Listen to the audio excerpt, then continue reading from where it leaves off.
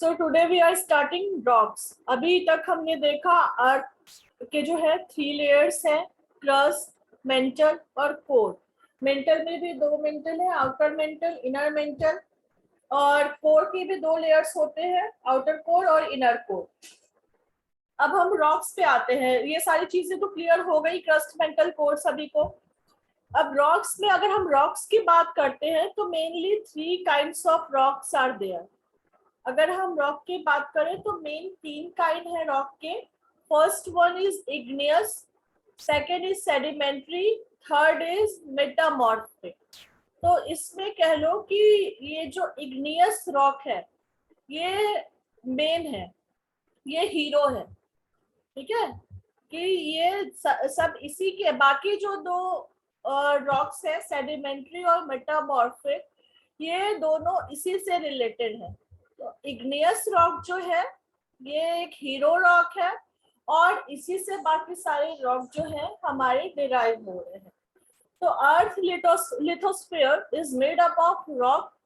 अब हमने देखा कि अर्थ का जो लिथोस्फीयर है, लिथोस्फीयर मीन्स क्या, अपर पार्ट, क्रस्ट, क्रस्ट का अपर पार्ट। तो अर्थ का जो लिथोस्फीयर है वो रॉक से बना हुआ है। अब अगर हम रॉक की बात करते हैं, जब हम अगर रॉक की बात करते हैं तो हमारे ध्यान में क्या आता है? हमारे ध्यान में ये आता है कि बहुत ही कोई ऐसा ऑब्जेक्ट जो कि काफी हार्ड हो।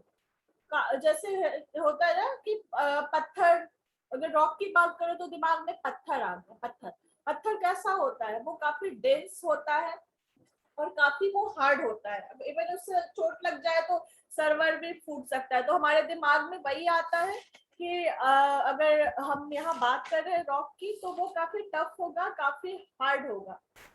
बट ऐसा नहीं है। हमने अभी एस्थेनोस्फीयर भी पढ़ा था ना?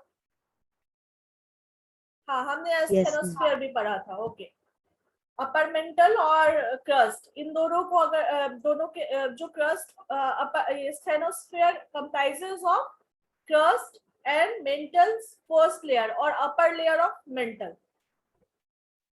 तो जैसे अगर हम ये देखते हैं कि जरूरी तो नहीं कि सारी चीजें हार्ड ही अवेलेबल हो।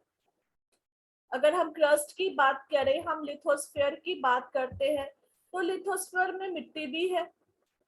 ठीक है, मिट्टी भी है, सैंड भी है और स्लिट भी है, क्ले भी है, बहुत सारी चीजें हैं। तो सॉफ्ट और लूज मटेरियल दोनों अवेलेबल है। तो जो जियो साइंटिस्ट है, जो ऐसे साइंटिस्ट जो कि धरती के बारे में पढ़ते हैं, उसके स्ट्रक्चर्स के बारे में पढ़ते हैं, जो अर्थ के बारे में डिटेल स्टडी करते हैं, तो वो क्या क्या करते हैं कि क्ले, सैंड, ग्रेवाल, स्लेट, इन सभी को भी वो रॉक में ही इंक्लूड करते हैं। समझे? तो लिथोस्फीयर जो है, अगर हम ये कहते हैं कि earth lithosphere is made up of rock, तो it doesn't mean that it is made up of hard things. It is also made up of soft thing, semi solid things. Okay, और इन शॉर्ट हम ये कह सकते हैं कि lithosphere में जितनी भी चीजें अवेलेबल है, everything that forms the lithosphere, जो डिफरेंट फिजिकल स्ट्रक्चर्स हैं, जो डिफरेंट फिजिकल स्ट्रक्चर अवेलेबल है, जो कंप्राइज करते हैं लिथोस्फीयर को, these all are the this all things is under the lithosphere. ये सारी चीजें लिथोस्फीयर बनाते हैं, यानी अर्थ का अपर पार्ट बना रहे हैं। अब क्या है? Rocks are made up of minerals और नेचुरली अकरिंग केमिकल्स। मीन्स क्या हो गया कि रॉक जो है, जो रॉक निकल के, अब रॉक मीन्स ये मत सोचना कि वो हार्ड होगा कुछ। ठीक है, ये चीज तो अब क्लियर है कि rock doesn't means a hard thing. It may be a semi solid, it may be a soft thing also. तो रॉक जो है वो कभी भी मिनरल का, वो मिनरल का बना होता है। Different types of mineral which are present inside the earth, inside the layer of earth, inside the earth नहीं कहेंगे, inside the layers of earth। ठीक है, तो अब ये है कि वो नेचुरली अकरिंग केमिकल्स जो है, जो बहुत सारे केमिकल्स जो है वो नेचुरली अकरिंग है। अब जैसे हम मेटल नॉन मेटल पढ़ते हैं, ये सारी चीजें कहाँ, ये सारी चीजें हमारे एनवायरमेंट में अवेलेबल है, ठीक है, ये हमारे अर्थ पे अवेलेबल है। अब ये आई कहाँ से, ये चीजें आई कहाँ से, इसके लिए हमें फॉर्मेशन ऑफ अर्थ देखना होगा, जो कि तुम लोगों को नहीं पढ़ना है, कभी ये पढ़ा दूंगी मैं कि अर्थ का फॉर्मेशन कैसे। अब जैसे हम सोचते हैं ना कि अरे भाई आयरन कैसे मिल रहा है और एल्यूमिनियम कैसे मिल रहा है, बाकी चीजें हमें कैसे मिल रही हैं अर्थ से, ये आई कहाँ से, तो ये इन सभी चीजों के लिए हमें फॉर्मेशन ऑफ अर्थ पढ़ना होगा। अभी हम आते हैं रॉक्स पे। तो ये जो मेन 3 टाइप के रॉक्स होते हैं, इग्नियस, सेडिमेंट्री और मेटामॉर्फिक। अब देखो, हम अब आ जाते हैं लेयर्स ऑफ अर्थ पे। अभी हमने देखा था अर्थ के 3 लेयर होते हैं, जनरली 3 कहते हैं, उसके बाद वो सब डिवाइडेड हो जाते हैं अपर और अपर मेंटल और इनर मेंटल में, आउटर कोर और इनर कोर में। तो जनरली हम कहेंगे क्रस्ट, मेंटल और कोर। तो ये जो मेंटल लेयर है, यहाँ पे मैग्मा प्रेजेंट होता है, ठीक है। मैग्मा मीन्स क्या हो गया कि rocks are in molten state, पिघले हुए स्टेट में मिनरल्स हो गए, डिफरेंट काइंड्स ऑफ मटेरियल्स हो गए, डिफरेंट काइंड्स ऑफ केमिकल्स हो गए, तो वो सारे मॉल्टन स्टेट में यहाँ होते हैं मेंटल लेयर में, ठीक है। अब देखो, अब क्या होता है कि जैसे ये हमने एक वॉल्केनो है, ठीक है, वॉल्केनो इरप्ट हुआ मीन्स क्या हुआ, इरप्ट हुआ तो उसमें से लावा निकला, मॉल्टेन लावा और मैग्मा, ठीक है, मैग्मा निकला, लावा निकला इसमें से, जो कि हमारे मेंटल लेयर में था, और वॉल्केनो बर्स्ट के कारण वो बाहर आया। जब वो बाहर आया मैग्मा, ये कूल हुआ। अब जैसे ये है ना कि इसमें ये नहीं बताया गया है कि वो मैग्मा बाहर कैसे आ रहा है, ठीक है, ये चीजें यहाँ पे नहीं बताई गई है, बट ये due to the volcano eruption जो मैग्मा है वो बाहर आ रहा है। ऐसे नॉर्मली तो मैग्मा बाहर हम निकाल के उसे रखेंगे नहीं कि भाई चलो चलते हैं मैग्मा निकालते हैं और रॉक बनाते हैं, ऐसा तो कोई नहीं करता, कहीं सुनने में नहीं आता कि मैग्मा निकालते हैं और वो रॉक बनाते हैं। तो क्या होगा कि वो जब वॉल्केनो इरप्शन होता है, जब वॉल्केनिक इरप्शन होता है वॉल्केनो से, तो वो जो मैग्मा मॉल्टन स्टेट में है, मैग्मा मीन्स ये ध्यान रखना rocks are in molten state, ये मैग्मा एकदम क्लियर होना चाहिए कि magma means rocks are in molten state. तो ये मैग्मा बाहर आया और यहाँ आके बाहर ये कूल हो गया, it cools at the outer surface. जब ये बाहर आया कूल हो गया, और कूल होने के बाद वो काफी हार्ड रॉक के फॉर्म में आ गया, वो एक रॉक के फॉर्म में आया जो कि काफी हार्ड है। अब देखो, उस रॉक को हम क्या कहेंगे, उस रॉक को हम कहते हैं इग्नियस रॉक। इग्नियस मीन्स क्या होता है, इग्नियस मीन्स फायर, इग्नियस जो है इग्नाइट, ये सारे वर्ड से बना वो है, इग्नियस मीन्स फायर। तो जो फायर मीन्स जो जलता हुआ, जो काफी गर्म रॉक जो है, जो मॉल्टन स्टेट में जो काफी गर्म है रॉक, जब ये बाहर आया और यहाँ आके ये कूल होने के बाद सॉलिडिफाई हुआ, is known as igneous rock, ठीक है। और अर्थ का जो है most of the crust, earth का जो मोस्ट ऑफ द क्रस्ट है वो इग्नियस रॉक का ही बना हुआ है, ये इग्नियस रॉक का बना हुआ है अर्थ का मैक्सिमम क्रस्ट जो है। क्रस्ट भी हमने पढ़ा था, 2 टाइप के हैं, कॉन्टिनेंटल क्रस्ट और ocean crust. Continental crust means क्या, जो सी लेवल के ऊपर है, मीन्स जिसपे हम रहते हैं, जो लैंड है जहाँ कल्टीवेशन होता है, जहाँ लोग रहते हैं, एनिमल्स रहते हैं। और ओशियनिक क्रस्ट मीन्स हो गया बेड ऑफ ओशियन, मीन्स जो तलहटी हो गया, जो सीज का तलहटी हो गया, that is known as oceanic crust, क्योंकि कहीं ना कहीं तो उनका बेस है, ठीक है। Igneous rocks are called primary rocks, ये मैंने पहले भी बताया कि इसे हम प्राइमरी रॉक कहते हैं, क्योंकि ये बाकी जो रॉक है मींस मेटामॉर्फिक एंड सेडिमेंट्री, ये इग्नियस से ही डिवाइड होते हैं। ये हीरो है, ये सबका पापा है, ठीक है, ये पापा है सबके। जो इग्नियस रॉक है ये फादर हो गए और बाकी अब इनसे डिराइव हो रहे हैं। तो ये प्राइमरी रॉक भी कहलाता है। इग्नियस रॉक जो है वो प्राइमरी रॉक भी कहलाता है।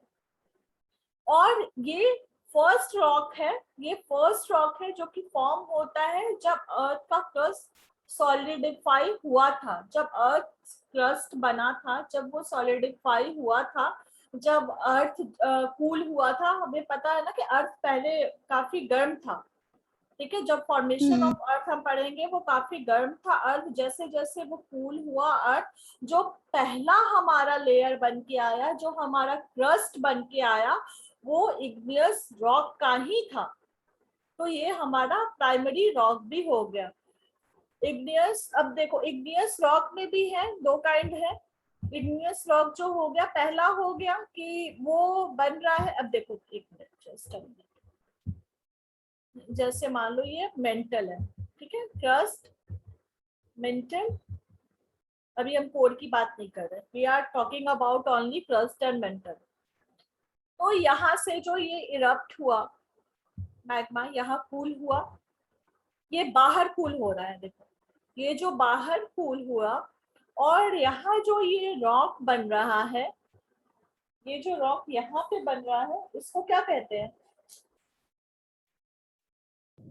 igneous rock. Extrusive igneous rock.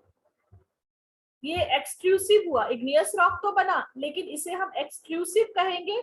Exclusive इसलिए कहेंगे क्योंकि ये बाहर कूल हो रहा है।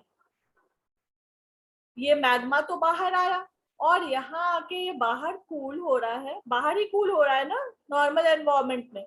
ये कूल हुआ, ये सॉलिडिफाई हुआ, और ये जो रॉक बना, this is known as exclusive igneous rock. Exclusive, देखो यहाँ डेफिनेशन भी है। Exclusive igneous rocks are formed when magma cools and solidifies on reaching the surface. Means ये outer surface पे आया, ये cool हुआ, ये solidify हुआ, and it forms the igneous rock. और ये बाहर हुआ, इसलिए ये exclusive है. The magma that reaches the surface is known as lava. हाँ, तो ये जो मैग्मा है, ये देखो ये वॉल्केनो है, ठीक है, ये नॉर्मली ये वॉल्केनो है। ये वॉल्केनो के माउथ को हम क्रेटर कहते हैं, और ये हमारा वॉल्केनिक कोन हो गया। ये देखो ये हमारा लावा आ रहा है, मैग्मा आ रहा है, सॉरी, ये मैग्मा आया, और जब मैग्मा बाहर आ गया, ये यहाँ तक मैग्मा ही है, ये मैग्मा जब बाहर आके ये फ्लो करने लगा, देन इट इज लावा। और यहाँ जो रॉक का फॉर्मेशन हो रहा है, the rock which are forming here at the outer surface is known as extrusive rock. और ये जो अंदर की तरफ कुछ जो लावा, कुछ जो मैग्मा है, वो देखो ये यहीं पे ठंडा हो जा रहा है, धीरे धीरे धीरे धीरे, काफी समय लगेगा, लेकिन ये यहीं पे ठंडा हो जाएगा। मीन्स सेम रॉक, क्योंकि ये मिनरल वगैरह तो इसमें सेम है, मिनरल सेम है, केमिकल कॉम्पोजिशन सेम है, तो यहाँ भी वही चीज बन रही है, और कुछ चीज यहाँ भी बन रही है सेम उसी थिंग से। तो ये क्या कहलाई? ये कहलाई एक्सक्लूसिव इग्नियस रॉक, और ये अंदर ही सॉलिडिफाई होके, अंदर ही कूल होके ये इंक्लूसिव रॉक बना रही है। यहाँ देखो, यहाँ तक आई, इससे ऊपर ये नहीं आ पाई, ठीक है। मीन्स कि ये below the surface of the crust है, अर्थ नहीं बोलेंगे, below the surface of the crust, means ये इंक्लूसिव रॉक फॉर्मेशन हो रही है यहाँ पे, ठीक है। तो ये क्लियर हो गया, इग्नियस रॉक क्या है, एक्सक्लूसिव रॉक क्या है, इंक्लूसिव रॉक क्या है? Yes, ma'am. Okay. Now, as the lava cools and solidifies rapidly on the surface, the minerals present in it may form very small crystal.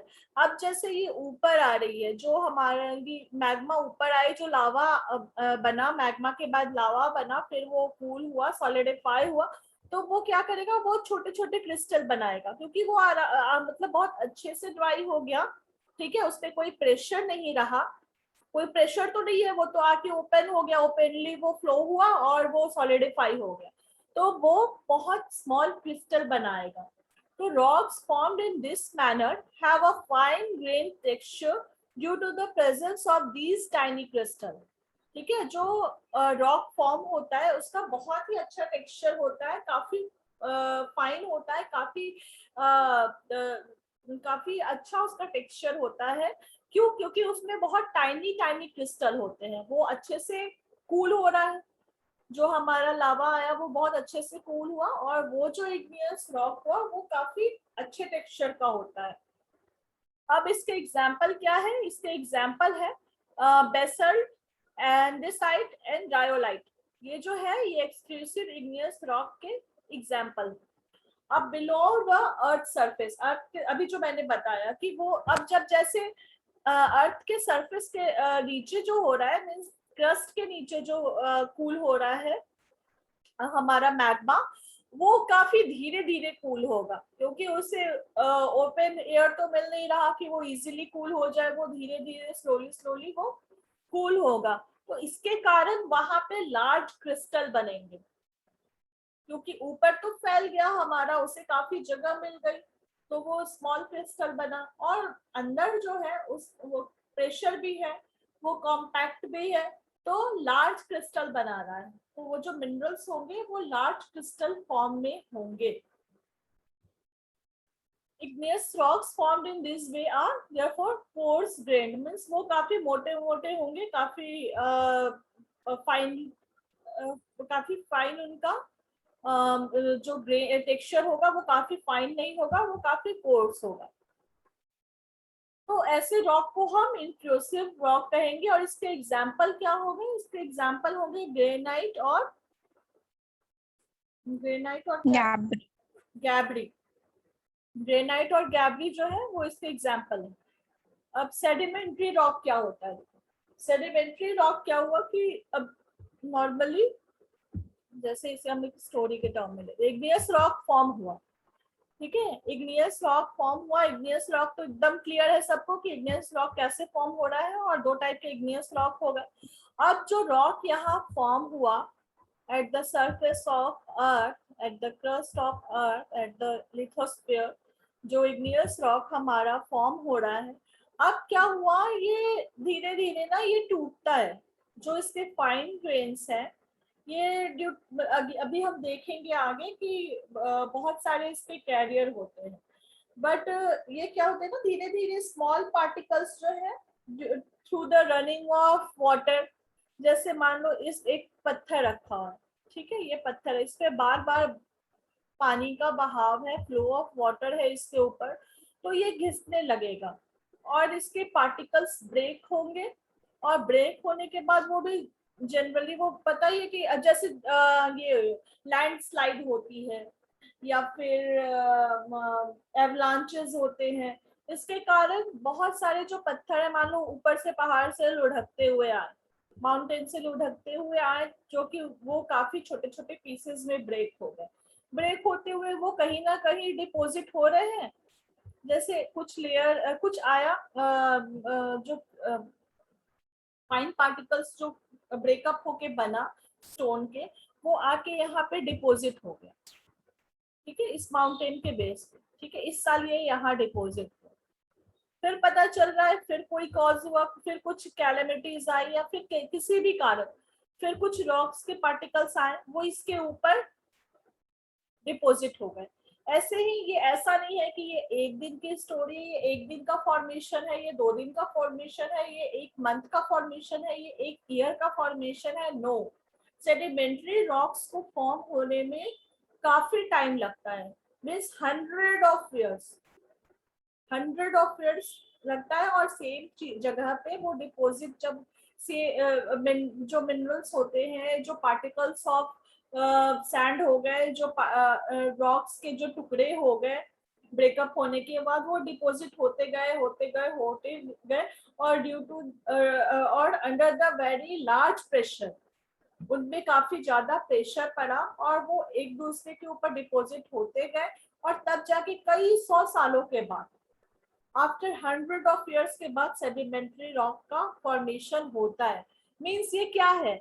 It's a layer of different kind of sediments, it's a layer of particles of rock, it's a layer of different types of sand or soil, कुछ भी कह सकते हो। तो ये layer पे layer बनाता गया। अब देखो हम इसे पढ़ते हैं अच्छे से। Sedimentary rocks, running water, wind and moving ice carry small particles of rock. अब देखोगे जब बारिश होती जैसे जब फ्लड आता है या जैसे जब पानी का बहाव आता है, तो ऐसा तो नहीं है ना कि चलो पानी आया और पानी निकल गया। जब पानी निकल गया तो मिट्टी वगैरह रह जाती है, मिट्टी तो होती ही है। ऐसा तो नहीं है ना कि बस मान लो कोई एक स्पेस है, वहां पे पानी डिपोजिट, पानी आया अचानक से वहां, और जब वो पानी सूख गया या वो पानी निकल गया, तो ऐसा तो नहीं कि पानी निकल गया तो वो क्लीन हो गया, बिल्कुल नहीं। वहां हम क्या देखेंगे? वहां हम देखेंगे कि वहां छोटे छोटे वहां पे काफी ये है, सैंड है, वहां सॉइल भी मिलेगा और कीचड़ जैसा हो जाता है। अगर हम उसे वैसे ही छोड़ देंगे, मीन्स बार बार पानी आता गया निकलता गया, वो सूखा वो निकला, ऐसे आता गया, तो वो डिपॉजिट होता जाएगा। और उसे हम ऐसे काफी टाइम के लिए छोड़ देंगे, काफी समय के लिए अगर हम छोड़ देंगे, तो वो सेडिमेंट्री रॉक्स के टर्म के काइंड में वो फॉर्मेशन हो जाएगी। वहां पे वो रॉक के वो काफी टफ हो जाएगा। जैसे ऐसे ही सोचो ना कि अगर वो उस पे हमने छोड़ दिया, पानी निकलने के बाद हमने वो सॉइल को वैसे ही छोड़ दिया, ठीक है। अगर हम 10 दिन के बाद कोशिश करेंगे उस सॉइल को हटाने में, जो डिपोजिशन वहां पे रुका हुआ है पानी के बाद, उसे हम हटाने के लिए 10 दिन के बाद सोचेंगे, 15 दिन के बाद सोचेंगे, तो क्या होगा? वो बहुत टफ हो जाएगा। उसे ना फिर बहुत मुश्किल से हटाना, मतलब वो इजीली नहीं निकलेगा। वो कीचड़ सूख के ड्राई होके वो काइंड ऑफ वो सॉलिड टाइप का जाएगा, तो उसे हटाना मुश्किल होगा। अब वही सॉलिड अगर फॉर अ टाइम बिंग हम छोड़ दिया, फॉर अ टाइम बिंग क्या, फॉर अ लार्ज टाइम, मतलब काफी ज्यादा समय के लिए हमने उसे छोड़ दिया, और सालों सालों अगर हम 100 साल के बाद उसी मिट्टी को देखेंगे, उसी सेडिमेंट्स को हम देखेंगे, तो क्या होगा? वो सेडिमेंट्री रॉक के फॉर्म में आ चुका होगा, वहां वो एक रॉक फॉर्मेशन हो चुका होगा। So when these rocks particles are deposited on land or on the beds of ocean or river, they are called sediments. Normally जब वो वहाँ डिपोजिट हो रहे हैं, जैसे जो रॉक पार्टिकल हैं वो डिपोजिट हो रहे हैं नॉर्मली, तो उसे अभी हम सेडिमेंट्स कहेंगे, रॉक नहीं कहेंगे, क्योंकि वो अभी डिपोजिट हो रहे हैं। फिर एक सेडिमेंट डिपोजिट हुआ, फिर उसके ऊपर दूसरा सेडिमेंट डिपोजिट हुआ, फिर तीसरा सेडिमेंट डिपोजिट हुआ, फिर वो जैसे जैसे साल बीतेगा हमारा, वो डिपोजिट होता जाए, और एक के ऊपर एक जैसे जैसे सेडिमेंट्स हमारे डिपोजिट होंगे, उसका वेट भी तो बढ़ता जाएगा ना, उस पर प्रेशर भी बढ़ता जाएगा। वेट, जैसे एक सेडिमेंट डिपोजिट हुआ हमारा, फिर दूसरा लेयर ऑफ सेडिमेंट डिपोजिट हुआ, फिर तीसरा, फिर चौथा, ऐसे कई लेयर हमारे डिपोजिट होते गए। तो इसका प्रेशर इस पे पड़ा, इसका प्रेशर इस पे डाला, इसका प्रेशर इस पे डाला, इसका प्रेशर इस पे डाला। तो ये जो एक दूसरे पे प्रेशर डाल रहे हैं, और due to the presence of cementing material like lime, कुछ सीमेंटिंग मटेरियल जो है लाइम, वो भी प्रेजेंट होता है, ठीक है। तो अगर वो प्रेजेंट हो रहा है, तो इट मीन्स क्या कि वो हार्डनेस में हेल्प कर रहा है, वो हार्ड कर रहा है जो हमारा सेडिमेंट है, और उसे वो रॉक फॉर्मेशन, वो उसे वो कन्वर्ट कर रहा है रॉक में।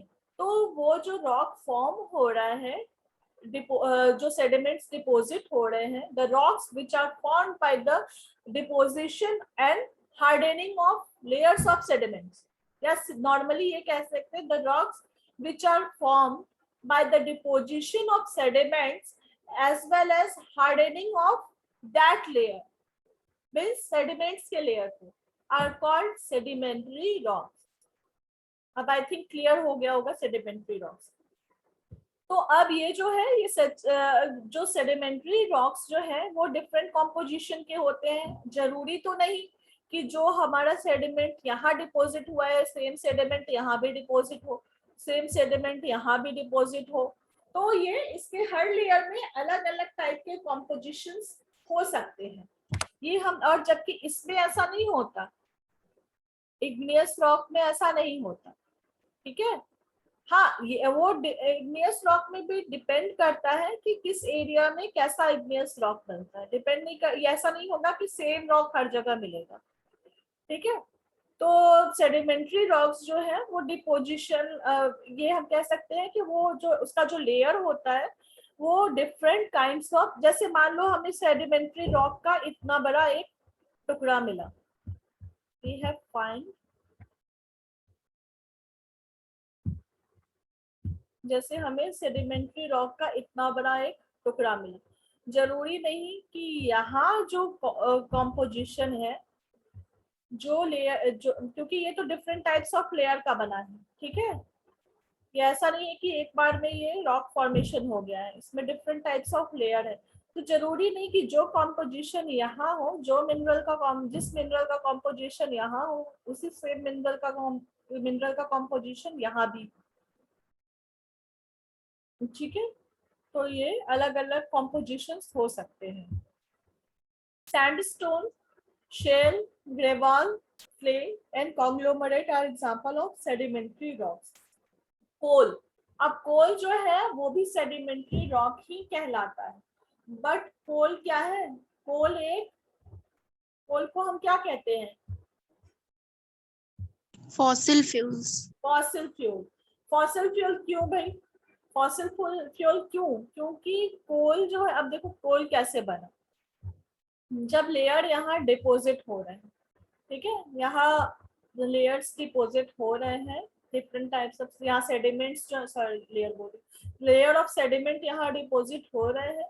अब क्या हुआ, हो सकता है कि जब ये यहाँ एक माउंटेन रहा, ठीक है, ये एक माउंटेन रहा हो, पहले यहाँ धीरे धीरे एक सेडिमेंट्स के लेयर डिपोजिट हो रहे हैं, फिर पता चला कि यहाँ लैंडस्लाइड हुई, यहाँ लैंडस्लाइड हुई, और इस जगह जितने एनिमल्स और प्लांट थे वो सारे गिर के यहाँ आ गए, इस सेडिमेंट के ऊपर आ गए। फिर क्या हुआ, जैसे जैसे टाइम पास होता गया, फिर रॉक्स ब्रेकअप हो रहे हैं, फिर रॉक्स के सेडिमेंट्स आ रहे हैं, और इस प्लांट्स और एनिमल्स के ऊपर ये डिपॉजिट होते जा रहे हैं, होते जा रहे हैं, होते जा रहे हैं। तो इस पे प्रेशर डला, इस पे काफी प्रेशर डाला, ये जो एनिमल है, ये जो प्लांट्स यहाँ पे है, जो लिविंग ऑर्गेनिज्म थे यहाँ पे, वो सारे क्या हुआ, वो यहाँ बरीड होते गए, बहुत 100 साल, मतलब हजारों लाखों साल, ऐसा नहीं कि 100 साल हो गया, 200 साल हो गया, बस चलो हमारा तो पेट्रोल बन गया, हमारा तो कोल बन गया, चलो अब निकालते हैं, चलते दबा देते हैं, नहीं ऐसा नहीं होता, मिलियंस ऑफ ईयर लगते हैं। इसीलिए इसे non renewable source of energy भी हम कहते हैं। जो फॉसिल फ्यूल हमारे हो गए, जो ये कोल हो गए, जो ये पेट्रोलियम हो गए, ये हमारे non renewable source of energy हैं, क्योंकि ये फिर हम दोबारा नहीं बना सकते, ये नेचुरली बनते हैं, नेचुरली अकर होते हैं, और इन्हें बनने में लाखों करोड़ों साल लग जाते हैं। तो फिर जैसे यहाँ पे जो एनिमल्स और प्लांट्स थे, इस पे फिर सेडिमेंट्स डिपॉजिट होते गए मिलियंस ऑफ इयर्स हो गए, फिर जो ये प्रेशर डला इस पे, और जो ये टेम्परेचर भी इसका राइज हुआ, नॉर्मली है कि जो जितना कॉम्पैक्ट होता जाता है टेम्परेचर उतना राइज होता जाता है, तो ये ड्यू टू, और ये खुद अपना भी कुछ हीट वगैरह, जब ये डिके हो रहा होगा तो रिलीज कर रहा होगा, जब ये प्लांट और एनिमल्स जब डिके हो रहे होंगे तो ये खुद का भी तो कुछ ये टेम्परेचर रिलीज कर रहे होंगे, कुछ एनर्जी इनकी भी तो रिलीज हो रही होगी। तो due to the large pressure and temperature under the earth surface, ये जो रिमेन्स हैं ये कन्वर्ट हो जाते हैं किस में, ये कन्वर्ट हो गए कार्बन में, क्योंकि इसमें इतना प्रेशर पड़ा और इतना ज्यादा टेम्परेचर रहा कि ये कार्बन में कन्वर्ट हो गए। और अगर हम कोल को देखते हैं तो कोल का मेन कंस्टिट्यूएंट क्या है, मेन कंस्टिट्यूएंट है कार्बन, आवर बॉडी इज, जब हमारा बॉडी किससे बना, मैक्सिमम पार्ट जो है हमारा, मैक्सिमम पार्ट बॉडी है हमारे बॉडी का कॉन्स्टिट्यूएंट जो है ज्यादा कार्बन है। अगर प्लांट को भी हम देखेंगे तो एवरी लिविंग ऑर्गेनिज्म, ठीक है, जितने भी लिविंग एनिमल्स हैं, लिविंग ऑर्गेनिज्म है, उनके मेन कंस्टिट्यूएंट क्या है, कार्बन है। तो कोल का भी मेन कॉन्स्टिट्यूएंट क्या हो गया, वो कार्बन हो गया। अब देखो क्या है, petroleum occurs in sedimentary rocks. Petroleum जो है वो भी सेडिमेंट्री रॉक में ही, वही सेम चीज है, फॉसिल फ्यूल अभी जो मैंने बताया, पेट्रोलियम भी वैसे ही बनता है और वो भी प्लांट और एनिमल के डिके के थ्रू ही बनता है। अब है limestone and chalk are sedimentary rocks form from coral shells and other remains of sea creature. अब जैसे लाइमस्टोन हो गए, जो चॉक हो गए जो हम यूज करते हैं, वो कैसे बने, वो कोरल शेल्स और जो अलग सी क्रिएचर्स के जो रिमेन्स हैं उनके थ्रू बन गए। मीन्स कि वो भी कहते हैं ना कि पहले बहुत पानी था, फिर धीरे धीरे अब जैसे पढ़ोगे बाद में आगे जाके पढ़ोगे, टेक्टोनिक प्लेट्स पढ़ोगे, फॉर्मेशन ऑफ हिमालय पढ़ोगे, तो पता चलेगा कि हिमालय पे हमें क्यों फॉसिल, जो सी क्रिएचर्स है उनके फॉसिल हमें हिमालय पे भी मिलते हैं। और हम तो ये बात तो सोचने की है कि हिमालय तो माउंटेन है, वो कोल्ड रीजन है, वहां पे कैसे, सी तो काफी दूर है हिमालय से, तो फिर वहां सी क्रिएचर्स के फॉसिल कैसे मिल रहे हैं, वहां सी शेल कैसे मिल रहे हैं, तो वो सारी चीजें बाद में कभी हम देखेंगे, वो फॉर्मेशन ऑफ हिमालय में पता चलेगा कि हिमालय का फॉर्मेशन कैसे हुआ था और वहां पे सी क्रिएचर्स के फॉसिल कैसे मिलते हैं। तो वैसे ही लाइमस्टोन चॉक जो है ये भी हमें मिलते हैं ड्यू टू द ये कोरल शेल और जो सी क्रिएचर्स के अदर रिमेन्स है इसके थ्रू फॉर्म होता है।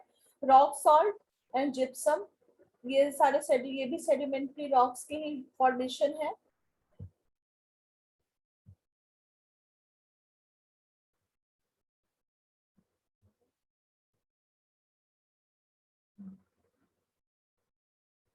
यहाँ थे ना, कहाँ थे? हाँ यही। Rock salt and gypsum are sedimentary rocks formed when the water in solutions of mineral salt changes into water vapor, leaving the minerals behind.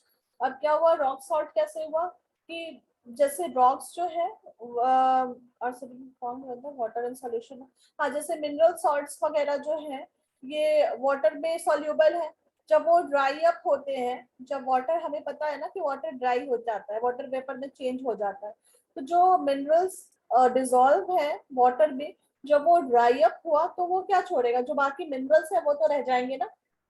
Salt के साथ जो हमें रॉक सॉल्ट वगैरह मिलता है वो भी ऐसे ही होता है कि जो वाटर अवेलेबल है वो सॉल्टी वाटर अवेलेबल है, जब वो एवेपोरेट हुआ, जो वाटर वेपोरेशन हो गया, वाटर वेपराइज हो गया हमारा, तो जो सॉल्ट है वो तो रह गया ना, वो तो रह गया और वो हमें क्या, उससे हमें क्या मिला, रॉक सॉल्ट मिल गया। अब वहां पे सैलाइन वाटर कैसे आया, ये भी हम इसमें पढ़ने की जरूरत नहीं है, मतलब वो भी वही, जब हम इवोल्यूशन ऑफ हिमालय वगैरह में ही वो सारी चीजें मेंशन है। तो बस ये जान लो कि रॉक सॉल्ट जो भी मिनरल्स, जो भी सॉल्ट वगैरह डिजोल्व होते हैं, मिनरल सॉल्ट जो डिजोल्व होता है वाटर में, वो वाटर वेपराइज हो जाता है और मिनरल्स वगैरह जो रह जाते हैं वो रॉक सॉल्ट के तौर पे या फिर जिप्सम के तौर पे वो सेडिमेंट्री रॉक्स फॉर्म करते हैं, and we get rock salt and gypsum from there only. Now metamorphic rock, metamorphic rock, metamorphic rock call करते हैं, ओके। मेटामॉर्फिक रॉक कल करते हैं या फिर इवनिंग में मैं बता दूंगी।